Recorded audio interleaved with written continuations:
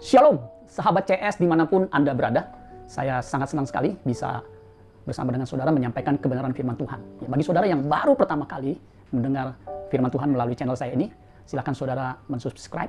Ya. Dan kalau saudara diberkati, ya, seperti yang lain, membantu channel ini, perkembangan channel ini sudah hampir 200 subscriber. Saudara bisa membagikan kepada yang lain supaya yang lain juga diberkati Tuhan. Ya, jangan lupa pencet lonceng notifikasinya sehingga setiap ada tayangan atau ada konten baru tentang firman Tuhan, saudara yang pertama kali mendengarkannya. Nah, saudara-saudara sekalian, pada kesempatan kali ini firman Tuhan yang saya akan sampaikan ya berjudul mutasi gen. Ya, saudara mungkin bertanya, ini pelajaran biologi, pelajaran apa Pak? Mutasi gen ditinjau dari perspektif teologis. Ya, saudara sekalian, ya saya sebagai hamba Tuhan yang mendalami teologi, saya juga concern dengan kondisi yang masih berlangsung saat ini, yaitu pandemi COVID-19. Mutasi gen. Mutasi itu punya beberapa pengertian secara administrasi, artinya pemindahan atau perpindahan ya pegawai atau pekerja dari satu jabatan ke jabatan lain, yaitu namanya mutasi ya. Kemudian dari istilah biologi ya, bagi saudara yang pernah belajar biologi, mutasi itu perubahan yang terjadi mendadak ya dalam kromosom ya. Jadi perubahannya mendadak di dalam kromosom.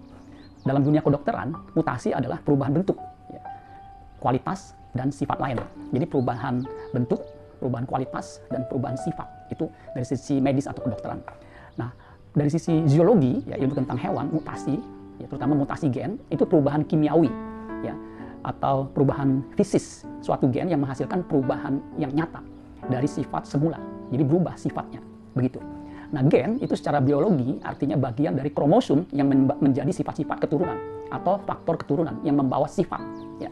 Jadi mutasi gen itu ya perubahan yang menghasilkan suatu sifat baru, begitu saudara sekalian. Ya, kurang lebih seperti itu. Nah, mutasi gen yang akan saya bahas itu ditinjau dari sisi teologis. Nah, untuk itu kita buka Alkitab kita dalam Kejadian pasal 1 ayat 29 sampai 30. Nah, saudara sekalian, biasanya kita lebih fokus kepada Kejadian 1 ayat 26 dan 27 tentang penciptaan manusia yang segambar dan serupa dengan Allah. Nah, kali ini saudara sekalian kita coba lihat ya Kejadian 1 ayat 29 dan 30. Nah, Kejadian 1 ayat 29, ayat 28-nya itu mandat budaya ya untuk beranak cucu yang menguasai bumi dan selanjutnya. Nah, di ayat 29 saudara sekalian dikatakan begini, saya akan bacakan buat kita semua. Berfirmanlah Allah, perhatikan, lihatlah aku memberikan kepadamu ya, segala tumbuh-tumbuhan yang berbiji di seluruh bumi dan segala pohon-pohonan yang buahnya berbiji. Itulah akan menjadi makananmu. Ini firman Allah kepada manusia yang diciptakannya segambar dan serupa, yang diberi mandat, kemudian diberikan ya suatu aturan, tanda kutip ya, semacam pola begitu, pola makan yang menjadi makanan manusia sesuai dengan original desainnya adalah tumbuh-tumbuhan yang berbiji di seluruh bumi dan segala pohon-pohonan yang buahnya berbiji. Nah, saudara, ya pohon-pohonan, ya, buah pohon-pohonan yang berbiji ya. Hampir semua buah itu berbiji. Salak ada bijinya, ya. Pepaya ada bijinya, mangga ada bijinya, durian ada bijinya. Hampir semua buah itu ada bijinya, apel bahkan ada bijinya walaupun kecil ya saudara. Dan tumbuh-tumbuhan berbiji ya, misalnya gandum, ya, beras itu kan ada bijinya, ada bulirnya, jagung dan sebagainya saudara sekalian. Tentunya tumbuh-tumbuhan yang lain yaitu menjadi makanan manusia. Itu original desainnya. Nah, ayat 30 perhatikan, tetapi kepada segala binatang di bumi. Jadi segala binatang di bumi yang Tuhan ciptakan dikatakan, dan segala burung di udara dan segala yang merayap di bumi yang bernyawa, kuberikan segala tumbuh-tumbuhan hijau menjadi makanannya. Dan jadilah demikian. Nah, kalau saudara lihat ayat 30 ini, binatang, ya baik yang di darat maupun yang di udara, ya dikatakan yang bernyawa, yang menjadi makanannya adalah tumbuhan hijau. Ya, jadi sudah jelas original desain Allah untuk binatang pun makanannya adalah tumbuh-tumbuhan, saudara sekalian. Ya. Tapi kalau kita perhatikan, saudara sekalian, ya, kita loncat di dunia saat ini, ya binatang itu makanannya ya, nggak tumbuh-tumbuhan, nggak melulu tumbuh-tumbuhan. Memang kambing makannya rumput, ya, kerbau makannya rumput. Tetapi harimau, saya menyaksikan harimau makanannya itu binatang lain. Ya, saya menyaksikan sangat mengerikan harimau makan anak babi, anak kerbau, ya, yang digigit setelah tewas dimakan mentah-mentah, saudara sekalian. Ya, apalagi kalau saudara melihat di tayangan tentang animal, itu komodo makan ya binatang yang masih hidup, ya, hidup-hidup dia gigit, ya. Sementara ya misalnya rusa atau babi atau kambing itu sama komodo digigit kakinya, sementara binatang itu masih hidup menjerit-jerit ya. Jadi sangat mengerikan. Padahal sesuai dengan informasi dari firman Tuhan yang kita barusan baca itu, segala binatang yang merayap ya termasuk komodo, binatang yang di atas segala bumi itu berarti kan harimau termasuk. Itu bukan karnivora, tetapi herbivora, makanannya itu tumbuh-tumbuhan. Nah, kenapa bisa terjadi seperti itu? Saya percaya sesuai dengan data informasi dari Alkitab, ya, manusia sebagaimana juga tadi binatang, itu makanannya adalah tumbuh-tumbuhan, ya herbivora, ya, yang dikonsumsi itu tumbuh-tumbuhan. Dan sesuai dengan struktur usus atau usus besar atau perut manusia, itu sebenarnya suitable-nya, cocoknya itu dengan sayur-sayuran dan tumbuh-tumbuhan, saudara sekalian. Memang kenyataannya fakta, saudara sekalian, kalau saudara disuruh pilih steak yang daging, saudara disuruh pilih sayur, pasti hampir semua orang memilih steak, ya, karena jauh lebih lezat dan lebih nikmat, lebih enak. Ya. Nah, saudara-saudara sekalian, setelah manusia jatuh dalam dosa, ya, manusia mengalami mutasi. Ya. Padahal original desainnya itu manusia makanannya tadi saya katakan makanannya tumbuh-tumbuhan. Dan itu yang paling cocok, yang paling tepat. Karena dikatakan di ayat 31-nya Kejadian 1, maka Allah melihat segala yang dijadikannya itu sungguh amat baik. Jadilah petang dan jadilah pagi, itulah hari ke-6. Jadi saudara sekalian, apa yang Allah desain, original desain Allah itu sungguh amat baik. Ya. Kalau bahasa Inggris dikatakan it was very good. Ya. Ada yang menerjemahkan it was very best. Udah very, best ada very itu 1, 2, 3, 4 sampai 5 itu 5. Udah mentok, udah sempurna, udah paling tepat. Ditambah best, yang terbaik. Sehingga boleh dikatakan ya itu yang paling sempurna yang diciptakan oleh Allah. Ya, kalau dalam bahasa Ibraninya top meot, top itu artinya good atau best, suitable, ya. Kemudian meot itu artinya very atau greatly atau exceedingly atau much. Jadi sangat amat baik, artinya sungguh amat baik, artinya sempurna. Ya, tidak perlu ditambah, tidak perlu dikurangi lagi. Cocok banget begitu saudara sekalian. Tetapi apa yang terjadi setelah manusia jatuh dalam dosa, kalau kita perhatikan ya, bumi menjadi rusak. Itu dicatat di Kejadian pasal 3. Jadi kisah kejatuhan manusia itu dicatat di Kejadian 3. Ya. Saya tidak menguraikan tentang bagaimana manusia digoda oleh ular. Ya. Nanti saudara bisa baca di Kejadian 3. Nah, setelah manusia jatuh dalam dosa, Alkitab mengatakan bumi menjadi rusak alias terkutuk. Itu di Kejadian 3 ayat 16 sampai 19. Nah, setelah manusia jatuh dalam dosa, bumi terkutuk. Di ayat 18, itu manusia makanannya masih tumbuh-tumbuhan. Kalau saudara baca dikatakan Kejadian 3 ayat yang ke-16, ayat yang ke-18 dikatakan begini, semak duri dan rumput duri yang akan dihasilkan bagimu, yang dihasilkannya bagimu itu bumi. Ya.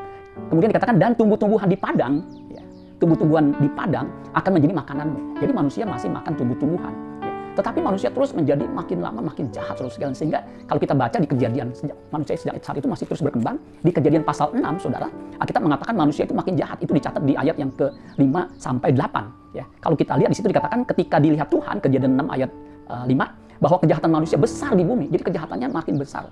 Dan bahwa segala kecenderungan hatinya selalu membuahkan kejahatan semata-mata. Jadi hatinya cenderungnya itu jahat semata-mata. Maka menyesallah Tuhan bahwa ia telah menjadikan manusia di bumi dan hal itu memilukan hatinya. Jadi apa yang dilakukan manusia setelah jatuh dalam dosa itu sangat memilukan manusia, memilukan hati Tuhan. Ya.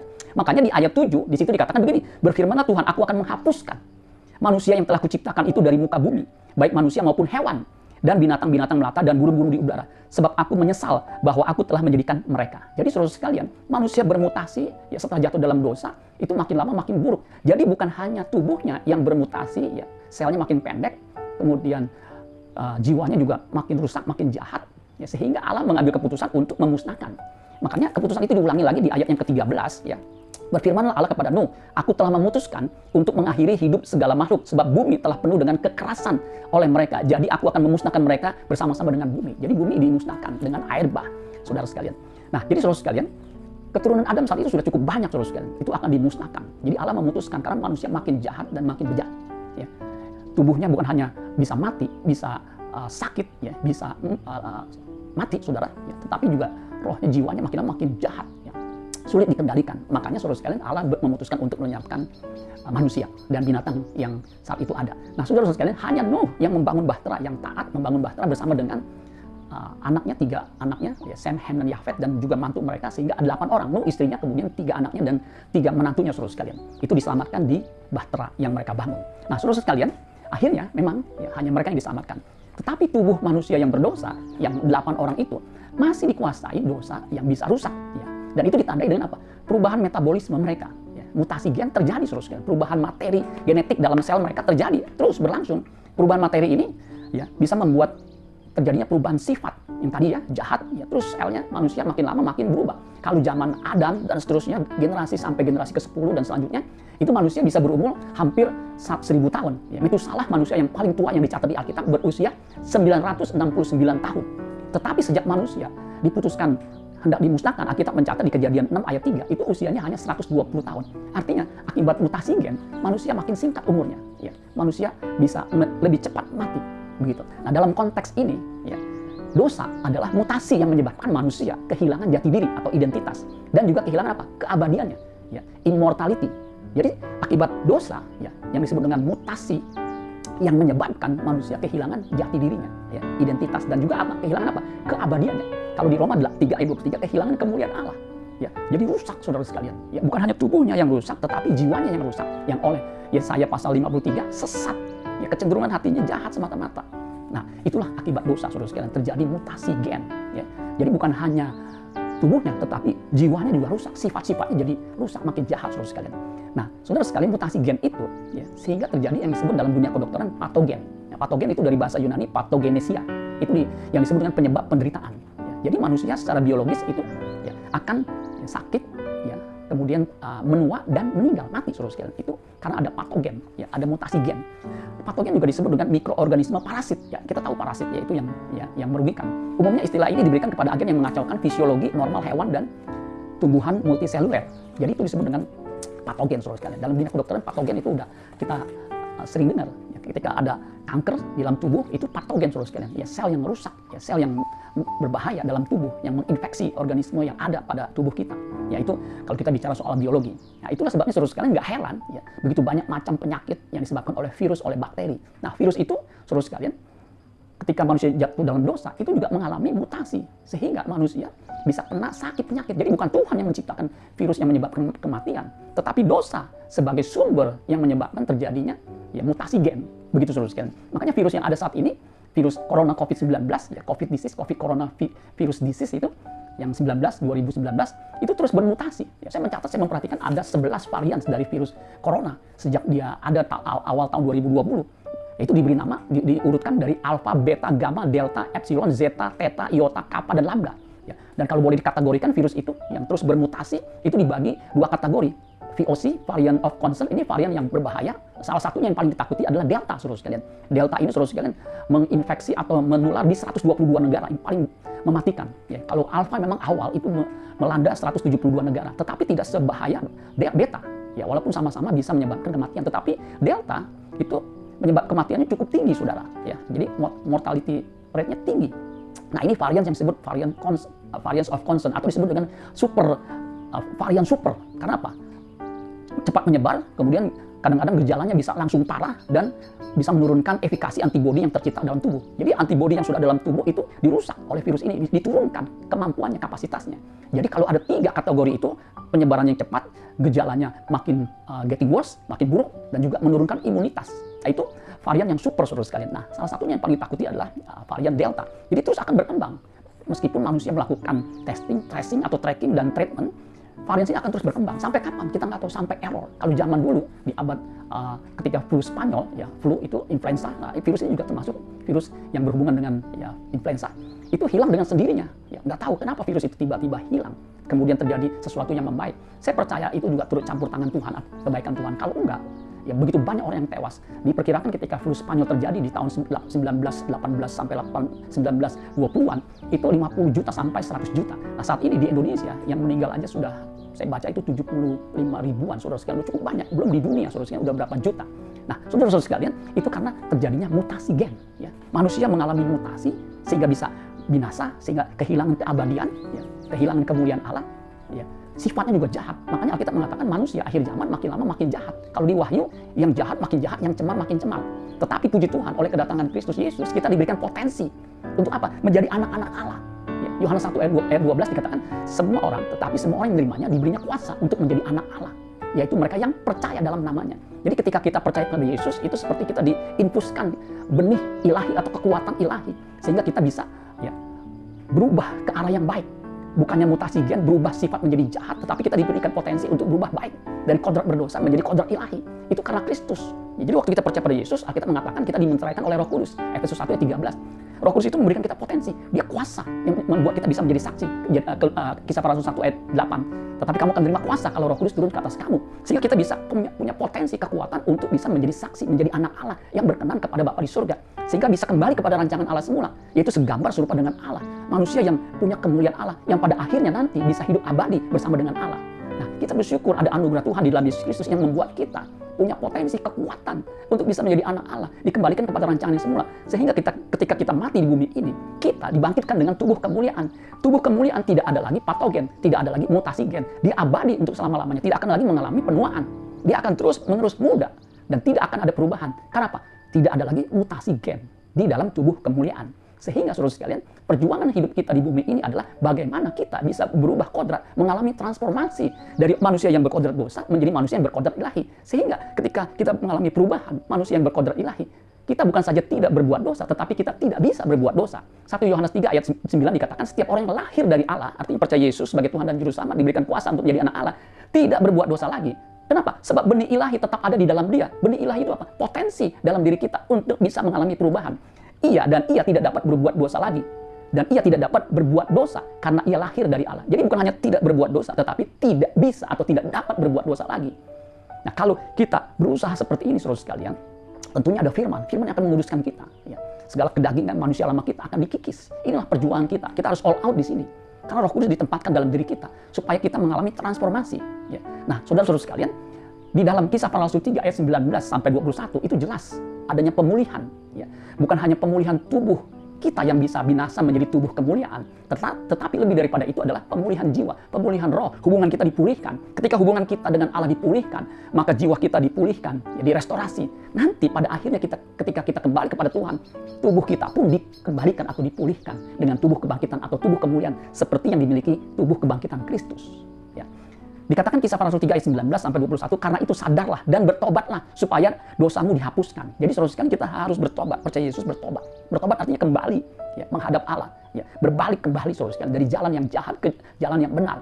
Ya, itu bertobat. Bertobat juga artinya metanoia, artinya perubahan cara berpikir. Kita memikirkan perkara yang di atas, bukan memikirkan perkara yang di bumi, bukan memikirkan atau memenuhi keinginan daging, keinginan mata dan keangkuhan hidup yang membawa kita kepada kebinasaan. Ayat 20, agar Tuhan mendatangkan waktu kelegaan dan mengutus Yesus yang dari semula diuntukkan bagimu sebagai Kristus, yang diurapi Kristus. Kristus itu harus tinggal di surga sampai waktu pemulihan segala sesuatu, seperti yang difirmankan Allah dengan perantaraan nabi-nabinya yang kudus di zaman dahulu. Jadi saudara sekalian, kita akan mengalami pemulihan. Nah, pemulihan itu harus kita usahakan di bumi ini. Makanya Tuhan Yesus memerintahkan, karena itu hendaklah kamu sempurna, sama seperti Bapamu di surga adalah sempurna. Ini perjuangan kita, saudara sekalian. Artinya sempurna, itu memiliki pikiran, perasaan seperti yang dimiliki Allah. Dengan kata lain, kita bisa berpikir seperti Kristus berpikir, yang mindsetnya atau filosofinya adalah melakukan kehendak Bapa di surga. Yohanes 4 ayat 34. Yesus berkata, makananku ialah melakukan kehendak Dia yang mengutus aku dan menyelesaikan pekerjaannya. Jadi ketika kita bertobat, kita percaya Yesus, ini yang kita lakukan, saudara sekalian. Sehingga kita bisa menjadi anak Allah yang berkenan kepada Bapa di surga. Jadi proses restorasi ini, saudara sekalian, berlangsung terus selama kita hidup di bumi ini. Jadi kita harus berjuang bagaimana kita bisa mengalami perubahan kodrat. Seperti di ayat terakhir ya, saudara, 2 Petrus 1 ayat 3. Karena kuasa ilahinya telah menganugerahkan kepada kita segala sesuatu yang berguna untuk apa? Hidup saleh. Ya, hidup kudus, hidup saleh. Oleh pengenalan kita akan Dia, yang telah memanggil kita oleh kuasanya yang mulia dan ajaib. Ya. Dengan jalan itu Ia telah menganugerahkan kepada kita janji-janji yang berharga dan yang sangat besar.